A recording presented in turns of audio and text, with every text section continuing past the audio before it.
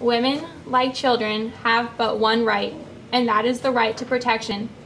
The right to protection involves the obligation to obey. George Fitzhugh. This was the commonly held assumption of antebellum-era society, and it was in the 1830s that women first began to rebel against these stereotypes. In the Reform period, many women found themselves involved in several movements, especially abolitionism and temperance. These movements focused on promoting the health, well-being, and happiness of different groups of Americans. While involved in these reforms, many women had experiences that caused them to question their own happiness and realize the restrictions and limitations society and the government placed on their lives. These ideas led to the country's first major feminist movement, and in this time many individual women succeeded in breaking social barriers to their personal advancement. However, as a whole, progress towards feminist goals was minimal in the antebellum years. This is largely because the changes called for by feminists were given a subordinate position to those called for by other reforms. The greatest success of the antebellum feminist movement was that it called attention to the restricted liberties of women and the need for a society in which rights are independent of gender.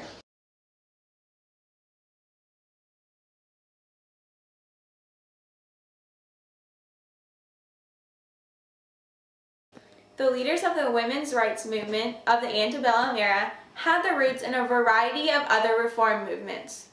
Key contributors to this movement include Lucy Stone, Elizabeth Cady Stanton, Lucretia Mott, Sarah Margaret Fuller, Amelia Bloomer, and Angelina and Sarah Grimke. Lucy Stone was a women's rights activist who began her career in the reform movements as an abolitionist. She gave lectures against slavery for the Garrisonian, Massachusetts Anti-Slavery Society, and later began integrating the topic of women's rights. When her employers expressed disapproval of her actions, she responded by saying, "I was a woman before I was an abolitionist." She was able to attend Oberlin College, one of the country's first women's colleges, and it was here that feminism began to influence her ideals. She graduated with a strong belief in the idea of women as equally capable as men.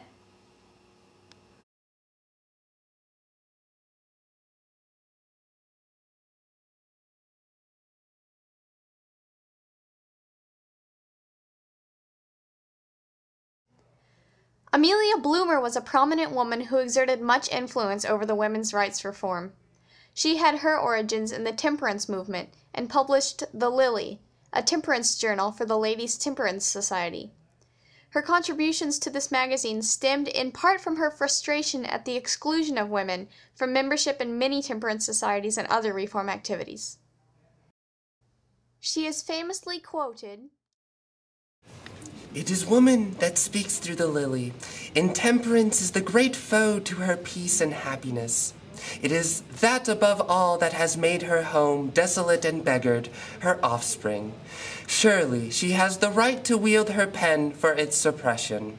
Surely she may, without throwing aside the modest refinements which so much become her sex, use her influence to lead her fellow mortals from the destroyer's path."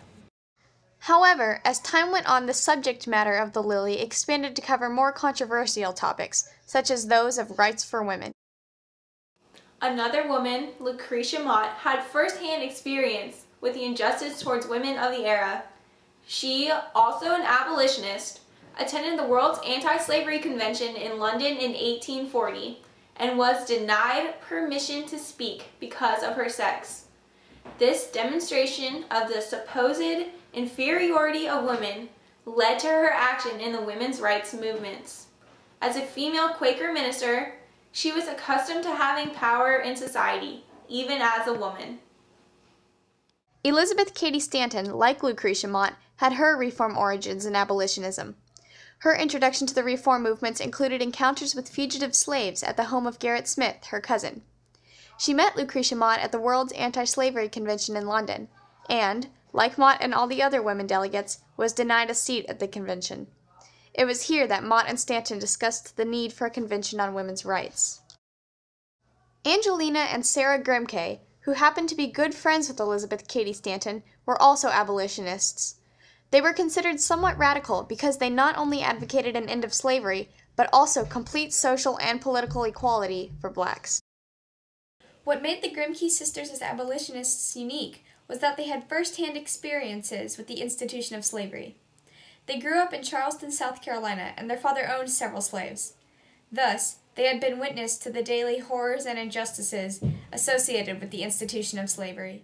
Sarah Margaret Fuller was, from an early age, given an education equal to that of a boy of the time. Thus, she grew up in an environment in which she was considered just as capable as any male. Fuller was also a leading transcendentalist. Transcendentalism and utopian communities were concerned with the relationship between men and women at this time.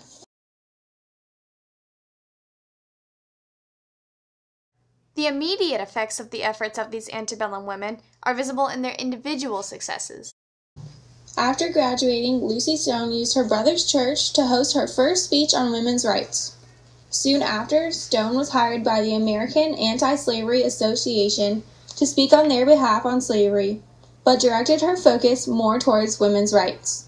Her connections between racism and sexism enthralled thousands of both men and women in her audiences. In 1850, at the National Women's Rights Convention in Worcester, Massachusetts, Lucy Stone made the speech that would be eventually published as The Enfranchisement of Women and would convert Susan B. Anthony to the cause. She and her husband Henry Blackwell helped found the American Women's Suffrage Association, which fought both for the equality of blacks and women in the same movement, but did not draw as much attention as the American Anti-Slavery Association. Elizabeth Cady Stanton is credited for holding the Seneca Falls Convention in July of 1848. Her declaration of sentiments was a revolutionary call for women's rights across the nation, becoming the grand basis for attaining the civil, social, political, and religious rights for women. Contrary to popular belief, Lucretia Mott had nothing to do with the foundation of Mott's Applesauce. Lucretia Mott aided Elizabeth Cady Stanton in forming the first women's rights convention in Seneca Falls. She also published Discourse on Women, a treatise that argued the political and legal rights of women. Amelia Bloomer was significant because of her influence on popular culture and the public agenda. Her reform focus was spurred by temperance and fashion reform. One of her most notable impacts was through her introduction of the bloomers. Although she did not take credit for them, the bloomers showed how ready and anxious women were to throw off the burden of long, heavy skirts. However, because the skirts were drawing more attention than the actual feminist movement, their wearing was abandoned. Bloomer's newspaper, The Lily, originally focused on the temperance movement, allowed Bloomer to gain the support of Elizabeth Cady Stanton after she read some of Bloomer's pieces concerning women's rights. The Lily informed audiences, most notably women, about women's equality issues, and ultimately served as a foundation for other suffrage publications.